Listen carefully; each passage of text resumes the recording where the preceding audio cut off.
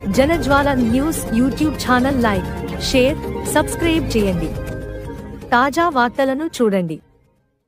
విజయవాడ పశ్చిమ నియోజకవర్గం జనజ్వాల న్యూస్. తుఫాన్ వల్ల విజయవాడ పశ్చిమ నియోజకవర్గంలో నీట మునిగిన ప్రాంతాలలో మాజీ మంత్రి, పశ్చిమ నియోజకవర్గం మాజీ ఎమ్మెల్యే వెలంపల్లి శ్రీనివాసరావు బుధవారం ఉదయం సుడిగాలి పర్యటన చేశారు. ఆయా ప్రాంతాలలో పర్యటించిన వెలంపల్లి స్థానిక ప్రజలతో మాట్లాడుతూ సమస్యలు అడిగి తెలుసుకొని నగర పాలక సంస్థ కమిషనర్ మరియు ఆర్డీఓ తదితర ఉన్నత అధికారులతో మాట్లాడి స్థానిక సమస్యలను వివరించారు. ఈ సందర్భంగా వెలంపల్లి మాట్లాడుతూ వాటర్ సకింగ్ మిషన్లు ఉన్నాయి కదా సార్, అయ్యి యాక్చువల్ స్వాతి మెయిన్ రోడ్ తీస్తున్నారు సార్. వాటికంటే కూడా ఓల్డ్ ఎంఏజ్ అట్లా తీస్తే ఇళ్లలోంచి వాటర్ వచ్చేస్తుంది సార్ బయట. ఎలా వర్షం కూడా తగ్గింది కదా కొంచెం వీళ్ళకి కాసేపు మన దగ్గర సకింగ్ మిషన్స్ ఉన్నాయి కదా సార్, మామూలు బళ్ళు ఉన్నాయి కదా, వాటిని ఓల్డ్ ఎంఏజీ హౌసింగ్ బోర్డులో తిప్పితే సార్ అది ఇళ్లలోకి వచ్చేసారు వాటర్. అది ఓల్డ్ ఎంఏజీలో తిప్పితే కోటిరెడ్డి గారు కార్పొరేటర్ అన్ని సందులో ఉన్నాడు, అతను ఇక్కడే ఉన్నాడు. 43 కింద వస్తుంది సార్, 43 కింద వస్తుంది ఓల్డ్ హౌసింగ్ బోర్డు.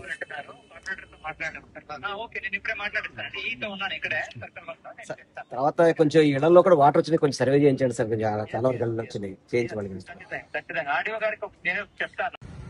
చాలా ఇబ్బంది పడుతుందని చెప్పిన కాడి నుంచి కూడా ప్రజలందరూ కూడా చాలా అప్రమత్తంగా ఉన్నారు. కాకపోతే ఇంకా వాస్తవం చెప్పాలంటే విజయవాడ ఆ తుఫాన్ ఎఫెక్ట్ నుంచి లేకపోవడం చాలా సంతోషంగా ఉంది. ఎందుకంటే సైక్లోన్ కనుక గట్టిగా వచ్చింటే కనుక విజయవాడ నగరానికి కూడా కొంత ఇబ్బందులు ఉంటాయని చెప్పిన ఆలోచనతో అధికారులు చాలా వరకు అందరినీ అప్రమత్తం చేశారని చెప్తున్నారు. కానీ ఈ వాటర్ ఈ కొద్దిపాటి వర్షానికే మనకి ఈ రోజు చూసుకుంటే కనుక భవానీపురంలో ఓల్డ్ హౌసింగ్ బోర్డు కానివ్వండి, అదేవిధంగా డూప్లెక్స్ హౌస్లు కానివ్వండి, ప్రియదర్శిని కాలనీ కానీ, కొండల బజార్ కానివ్వండి, ఉర్మిళ నగర్ కానివ్వండి, రోటరీ నగర్ కానివ్వండి, ఇవన్నీ కూడా వాటర్తో నిండిపోయిన పరిస్థితి. వీటిని సరైన టైంలోనే ముందులోనే గనక స్కిల్ట్ సరిగ్గా తీసేసి ఉంటే గనక, ఎందుకంటే ప్రతి సంవత్సరం సమ్మర్ అయ్యేటప్పటికీ కాలువలన్నీ కూడా పూడికలు తీసే పరిస్థితి ఉండేది. అది ఈ శానిటేషన్ కాకుండా సపరేట్ గా పెట్టి చేసేది.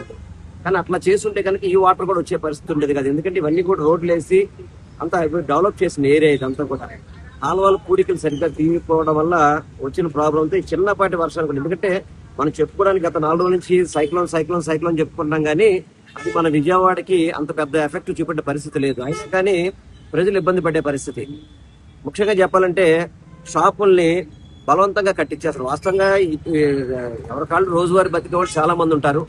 షాపుల్ని బలవంతంగా కట్టించేయడం ఇవన్నీ కూడా కొంచెం సరైన పద్ధతి కాదు. ఎందుకంటే ఎప్పుడైనా అవసరం కొద్దీ చేయాలి తప్ప అత్యుత్సాహం చూపెట్టే అధికారులు కూడా కొంతమంది వ్యాపారస్తుల్ని, అదేవిధంగా రోడ్డు మీద ఏదైతే రోజువారీగా అమ్మే వాళ్ళని కానీ వాళ్ళందరినీ కూడా ఆపడం అనేది కరెక్ట్ అయిన పద్ధతి కాదు. ఎందుకంటే సిస్టమ్స్ బట్టి, టైమ్స్ బట్టి వాళ్ళకి ఎప్పటికప్పుడు వాతావరణ శాఖ నుంచి ముందు ఇన్ఫర్మేషన్ ఉంటుంది.